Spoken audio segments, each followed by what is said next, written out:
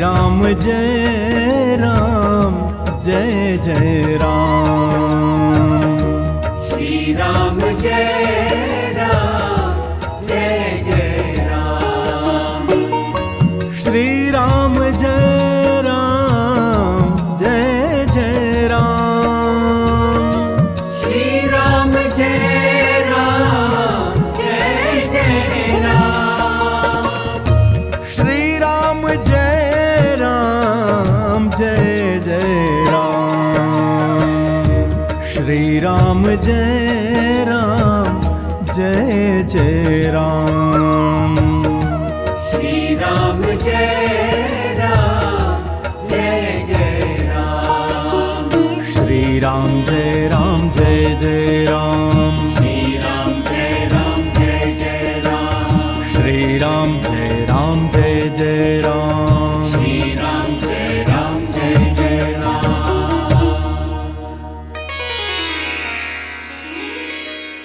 श्री सीतारामचंद्राभ्याम नमः। श्रीमद्वाल्मीकि रामायणम अयोध्याकांडम पंचपंचाशः सर्गः। भरद्वाज जी का श्री राम आदि के लिए स्वस्ति वाचन करके उन्हें चित्रकूट का मार्ग बताना, उन सब का अपने ही बनाए हुए बेड़े से यमुना जी को पार करना, सीता जी की यमुना और श्याम वट से प्रार्थना, तीनों का यमुना के किनारे के मार्ग से 1 कोस तक जाकर वन में घूमना फिरना, यमुना जी के समतल तट पर रात्रि में निवास करना। भक्तजनों, इन पावन प्रसंगों को भाव और श्रद्धा से श्रवण कीजिए। जय सिया राम।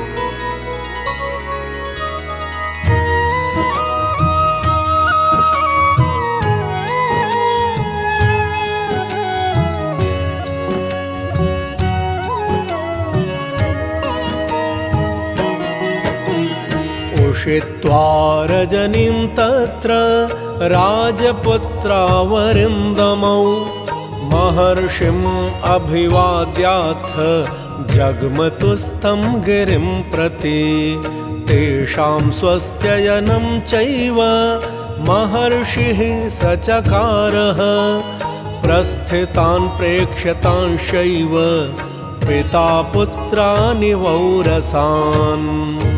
प्रभु प्रेमियों, महर्षि भरद्वाज जी के आश्रम में रात भर रहकर शत्रुओं का दमन करने वाले वे दोनों राजकुमार महर्षि को प्रणाम करके चित्रकूट पर्वत पर जाने को उद्यत हुए। उन तीनों को प्रस्थान करते देख महर्षि ने उनके लिए उसी प्रकार स्वस्ति वाचन किया जैसे पिता अपने औरस पुत्रों को यात्रा करते देख उनके लिए मंगल सूचक आशीर्वाद देता है।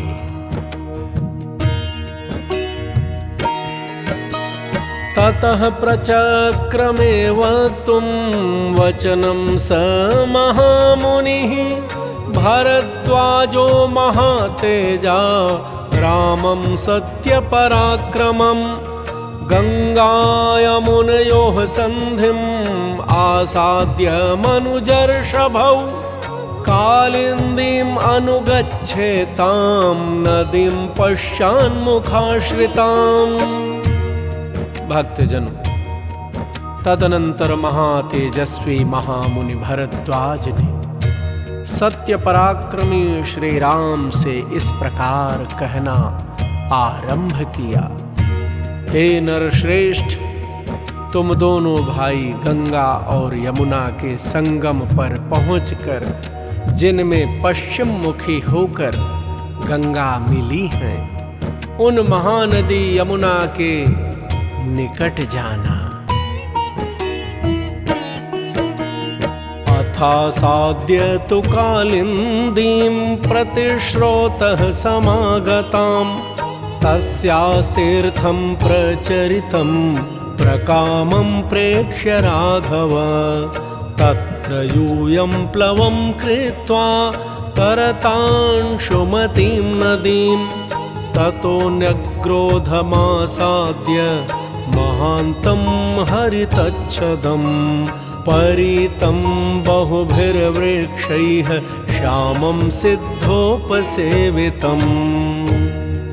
प्रभु प्रेमियों, महर्षि भरद्वाज जी ने कहा, हे रघुनंदन, तदनंतर गंगा जी के जल के वेग से अपने प्रवाह के प्रतिकूल दिशा में मुड़ी हुई यमुना जी के पास पहुंचकर लोगों के आने जाने के कारण उनके पद चिन्हों से चिन्हित हुए अवतरण प्रदेश अर्थात पार उतरने के लिए उपयोगी घाट को अच्छी तरह देखभाल कर वहां जाना और एक बेड़ा बनाकर उसी के द्वारा सूर्य कन्या यमुना के उस पार उतर जाना।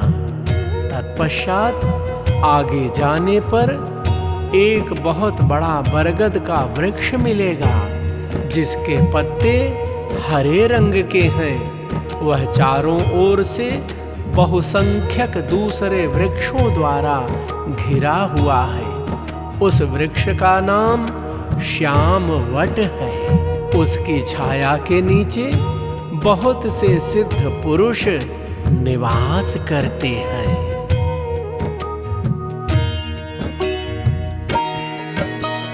तस्मिन् सीताञ्जलिं कृत्वा प्रयुञ्जीताशिषां क्रियां समासाद्य च तं वृक्षं वसित्वातिक्रमेत वा क्रोशमात्रं ततो गत्वा नीलं प्रेक्ष्य च काननं सल्लकी बदरी मिश्रं रम्यं वंशैश्च यामुनैः।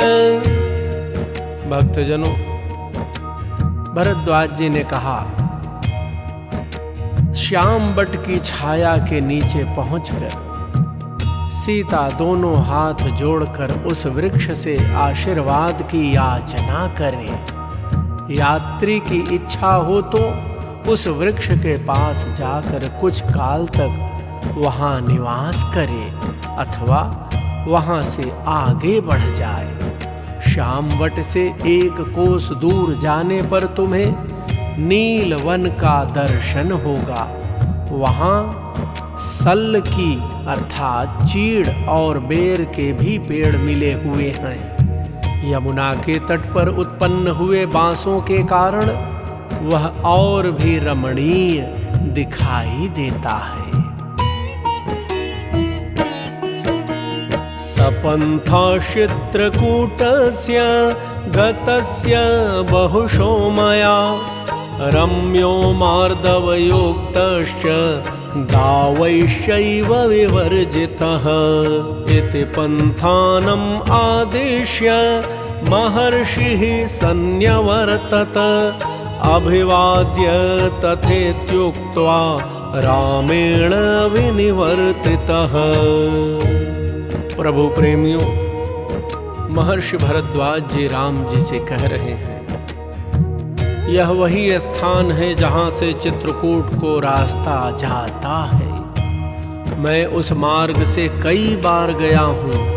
वहाँ की भूमि कोमल और दृश्य रमणीय है। उधर कभी दावानल का भय नहीं होता है। प्रभु प्रेमियों, इस प्रकार मार्ग बताकर जब महर्षि भरद्वाज लौटने लगे तब श्री राम जी ने तथास्तु ऐसा कहकर उनके चरणों में प्रणाम किया और कहा, अब आप आश्रम को लौट जाइए। उपावृत्ते मुनौ तस्मिन् रामो लक्ष्मणमब्रवीत् कृतपुण्याः स्म भद्रं ते मुनिर्यन्नोऽनुकम्पते इति तौ पुरुषव्याघ्रौ मन्त्रयित्वा मनस्विनौ सीतामेवाग्रतः कृत्वा कालिन्दीं जगमतुर्नदीम्। प्रभु प्रेमियों, उन महर्षि के लौट जाने पर श्री राम जी ने लक्ष्मण जी से कहा, हे सुमित्रा नंदन, तुम्हारा कल्याण हो। ये मुनि अर्थात ऋषि भरद्वाज जी हमारे ऊपर जो इतनी कृपा रखते हैं, इससे जान पड़ता है कि हम लोगों ने पहले कभी महान पुण्य किया है। भक्तजनों, इस प्रकार बातचीत करते हुए वे दोनों मनस्वी पुरुष सिंह सीता जी को ही आगे करके यमुना नदी के तट पर गए। अथासाद्य तु कालिन्दीं शीघ्रस्रोतस्विनीं नदीं चिन्तामापेदिरे सद्यो नदी जलतितीर्षवः। तौ काष्ठसङ्घाटमथो चक्रतुः सुमहाप्लवम् शुष्कैर्वंशैः समाकीर्णम् उषीरैश्च समावृतम्। भक्तजनों, वहाँ कालिंदी का स्रोत बड़ी तीव्र गति से प्रवाहित हो रहा था। वहाँ पहुंचकर वे इस चिंता में पड़े कि कैसे नदी को पार किया जाए, क्योंकि वे तुरंत ही यमुना जी के जल को पार करना चाहते थे। प्रभु प्रेमियों, फिर उन दोनों भाइयों ने जंगल के सूखे काठ बटोर कर उन्हीं के द्वारा एक बहुत बड़ा बेड़ा तैयार किया। वह बेड़ा सूखे बांसों से व्याप्त था और उसके ऊपर खस बिछाया गया था। ततो वैतसशाखाश्च जम्बुशाखाश्च वीर्यवान् चकार लक्ष्मणश्चित्वा सीतायाः सुखमासनम्। तत्र श्रियमिवाचिन्त्यां रामो दाशरथिः प्रियाम् ईषत्स लज्जमानां तामध्यारोपयत् प्लवम्। भक्तजनों, तदनंतर पराक्रमी लक्ष्मण जी ने बेंत और जामुन की टहनियों को काटकर सीता जी के बैठने के लिए एक सुखद आसन तैयार किया। दशरथ नंदन श्री राम जी ने लक्ष्मी के समान अचिंत्य ऐश्वर्य वाली अपनी प्रिया सीता को, जो कुछ लज्जित सी हो रही थी, उस बेड़े पर चढ़ा दिया और उनके बगल में वस्त्र एवं आभूषण रख दिए। पार्श्वे तत्र च वैदेह्या वसने भूषणानि च प्लवे कठिन काजं च रामश्चक्रे समाहितः। आरोप्य सीतां प्रथमं संघाटं परिगृह्यतौ ततः प्रतेरतुर्यतौ प्रीतौ दशरथात्मजौ। भक्तजनों, प्रभु श्री राम जी ने सीता जी को बेड़े पर चढ़ा दिया और उनके बगल में वस्त्र एवं आभूषण रख दिए। फिर श्री राम जी ने बड़ी सावधानी के साथ खंती अर्थात कुदारी और बकरे के चमड़े से मढ़ी हुई पिटारी को भी बेड़े पर ही रख दिया। इस प्रकार पहले सीता को चढ़ाकर वे दोनों भाई दशरथ कुमार श्री राम और लक्ष्मण उस बेड़े को पकड़कर खेने लगे। उन्होंने बड़े प्रयत्न और प्रसन्नता के साथ यमुना नदी को पार करना आरंभ किया।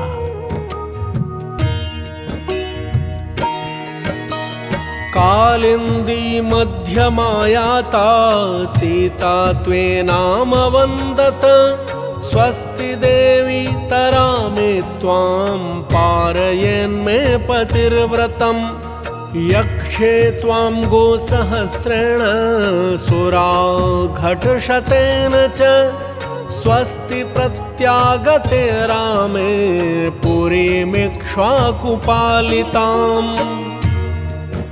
प्रभु प्रेमियों, यमुना की बीच धारा में आने पर सीता जी ने उन्हें अर्थात यमुना मैया को प्रणाम किया और कहा, देवी, इस बेड़े द्वारा मैं आपके पार जा रही हूँ। आप ऐसी कृपा करें जिससे हम लोग सकुशल पार हो जाएं और मेरे पति अपनी वनवास विषयक प्रतिज्ञा को निर्विघ्न पूर्ण करें। इक्ष्वाकुवंशी वीरों द्वारा पालित अयोध्यापुरी में श्री रघुनाथ जी के सकुशल लौट आने पर मैं आपके किनारे 1,000 गौओं का दान करूंगी और सैकड़ों देव दुर्लभ पदार्थ अर्पित करके आपकी पूजा संपन्न करूंगी।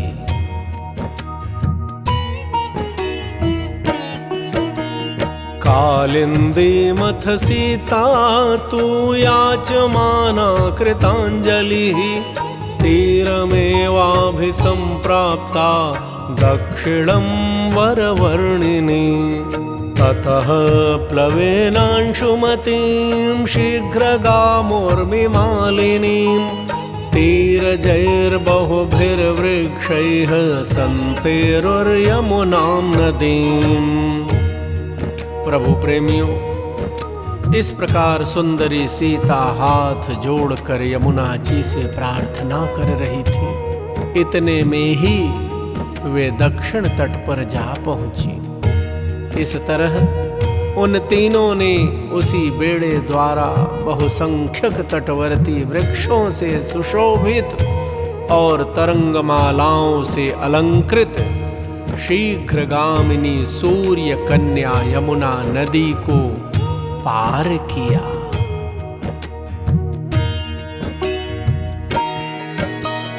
ते तीर्णाः प्लवमुत्सृज्य प्रस्थाय यमुनावनात् श्यामं न्यग्रोधमासेदुः शीतलं हरितच्छदम् न्यग्रोधं समुपागम्य वैदेही चाभ्यवन्दत नमस्तेस्तु महावृक्ष पारयन्मे पतिर्व्रतम्। प्रभु प्रेमियों, यमुना जी के पार उतरकर उन्होंने बेड़े को तो वहीं तट पर छोड़ दिया और यमुना तटवर्ती वन से प्रस्थान करके वे हरे हरे पत्तों से सुशोभित शीतल छाया वाले श्याम वट के पास जा पहुँचे। वट के समीप पहुंचकर विदेह नंदिनी सीता ने उसे मस्तक झुकाया और इस प्रकार कहा, हे महावृक्ष, आपको नमस्कार है। आप ऐसी कृपा करें जिससे मेरे पतिदेव अपने वनवास विषयक व्रत को पूर्ण करें। कौसल्यां चैव पश्येम सुमित्रां च यशस्विनीं इति सीताञ्जलिं कृत्वा पर्यगच्छन् मनस्विनी अवलोक्य ततः सीताम् आयाचन्ती मनिन्दितां दयितां च विधेयां च रामो लक्ष्मणमब्रवीत्। प्रभु प्रेमियों, सीता मैया ने श्याम वट से कहा, हम लोग वन से सकुशल लौटकर माता कौसल्या तथा यशस्विनी सुमित्रा देवी का दर्शन कर सकें। इस प्रकार कहकर मनस्विनी सीता जी ने हाथ जोड़े हुए उस वृक्ष की परिक्रमा की। प्रभु प्रेमियों, सदा अपनी आज्ञा के अधीन रहने वाली प्राण प्यारी सती साध्वी सीता को श्याम वट से आशीर्वाद की याचना करती देख श्री राम जी ने लक्ष्मण भैया से कहा, सीताम आदाय गच्छ त्वमग्रतो भरतानुज पृष्ठतोऽनुगमिष्यामि सायुधो द्विपदाम्बर यदि यत्फलं प्रार्थयते पुष्पं वा जनकात्मजा तत्तत् प्रयच्छ वैदेह्या यत्रास्या रमते मनः। भक्तजनों, प्रभु श्री राम जी ने लक्ष्मण भैया से कहा, हे भरत के छोटे भाई नरश्रेष्ठ लक्ष्मण, तुम सीता को साथ लेकर आगे आगे चलो और मैं धनुष धारण किए पीछे से तुम लोगों की रक्षा करता हुआ चलूंगा। विदेह कुलनंदिनी जनक दुलारी सीता जो जो फल या फूल मांगे अथवा जिस वस्तु को पाकर इनका मन प्रसन्न रहे वह सब इन्हें देते रहो। एकैकं पादपं गुल्मं लतां वा पुष्पशालिनीं अदृष्टरूपां पश्यन्ति रामं पप्रच्छ सा बला रमणीयान् बहुविधान् पादपान् कुसुमोत्करान् सीतावचन संरब्ध आनयामास लक्ष्मणः। भक्तजनों, अबला सीता एक एक वृक्ष, झाड़ी अथवा पहले की न देखी हुई पुष्प शोभित लता को देखकर उसके विषय में श्री रामचंद्र जी से पूछती थी तथा लक्ष्मण सीता के कथनानुसार तुरंत ही भांति भांति के वृक्षों की मनोहर शाखाएं और फूलों के सुंदर गुच्छे ला लाकर उन्हें देते थे। विचित्रवालुक जलां हंस सारसनादितां रेमे जनक राजस्य सुता प्रेक्ष्य तदा नदीं क्रोशमात्रं ततो गत्वा भ्रातरौ रामलक्ष्मणौ बाहुन्मेध्यान् मृगान् हत्वा चेरतुर्यमुनावने। प्रभु प्रेमियों, उस समय जनक राज किशोरी सीता विचित्र बालुका और जलराशि से सुशोभित तथा हंस और सारसों के कलनाद से मुखरित यमुना नदी को देखकर बहुत प्रसन्न होती थी।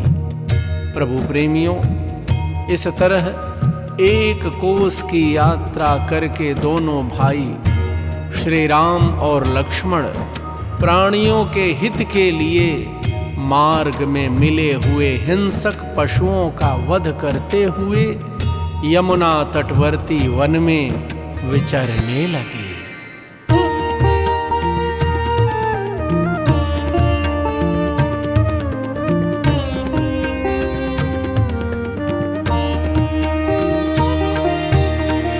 विहृत्यते बर्हिणपूगनादिते शुभे वने वारणवानरायुते समं नदीवा प्रमुपेत्य सत्वरं निवासमाजग्मुरदीन दर्शनाः। प्रभु प्रेमियों, उदार दृष्टि वाले वे सीता, लक्ष्मण और श्री राम मोरों के झुंडों की मीठी बोली से गूंजते तथा हाथियों और वानरों से भरे हुए उस सुंदर वन में घूम फिर कर शीघ्र ही यमुना नदी के समतल तट पर आ गए। और रात में उन्होंने अर्थात उन तीनों ने वहीं निवास किया। इत्यार्षे श्रीमद् रामायणे वाल्मीकिये आदि काव्ये अयोध्याकाण्डे पंचाशः सर्गः। इस प्रकार श्री वाल्मीकि निर्मित आर्ष रामायण आदि काव्य के अयोध्या कांड में 55वां सर्ग पूरा हुआ। भगवान श्री राम, लक्ष्मण भैया, सीता मैया, ये तीनों श्री चित्रकूट धाम में पधार रहे हैं। समस्त चित्रकूट वासियों की तरफ से हम इनका स्वागत करते हैं। आप सभी प्रभु प्रेमियों को प्रेम प्रकाश दुबे का सादर जय सिया राम। श्री राम जय राम जय जय राम। श्री राम जय राम जय जय राम। श्री राम जय राम जय जय राम। श्री राम जय राम जय जय राम। श्री राम जय राम जय जय राम। श्री राम जय राम जय जय राम। श्री राम जय राम जय जय राम। श्री राम जय राम जय जय राम। श्री राम जय राम जय जय राम। श्री राम जय राम जय जय राम। श्री राम जय राम जय जय राम। श्री राम जय राम जय जय राम। श्री राम जय राम जय जय राम। श्री राम जय राम जय जय राम। श्री राम जय राम जय जय राम। श्री राम जय राम जय